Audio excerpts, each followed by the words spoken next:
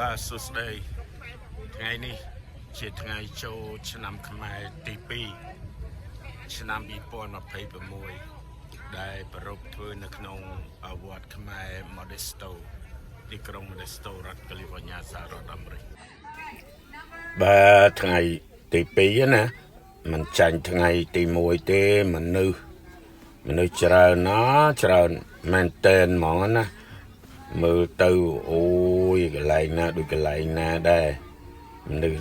សបាទមើលទៅសប្បាយណារីករាយណាបនចូលឆ្នាំនេះបាទទាំងពីរទាំងជើងនាំកូននាំចៅមកសប្បាយនឹងវត្តនៅភូមិជើងឲ្យណាននៃមើលចូលឆ្នាំមួយឆ្នាំមានម្ដងគ្មានអីសប្បាយជាងចូលឆ្នាំខ្មែរនាំគ្នាមកលេងវត្តហ្នឹងឯងហើយចំណែកចាស់គាត់ទទួលទានបង្អែមចឹងទៅតាមចំណង់ចំណូលចិត្តចឹងទៅហើយចំណែកក្មេងហ្នឹងយ៉ាគេចង់ញ៉ាំផ្នែកបាយអាហារក្មេងគេមកញ៉ាំចឹងទៅចេះឥឡូវបានយើងនាំគ្នាទៅរួមម្ដងមើលយ៉ាទៅរួមអាណានđâyមើលបនចូលឆ្នាំមិនចឹងគ្មានអីសប្បាយជាងរួមបនចូលឆ្នាំនេះតោះយើងទៅ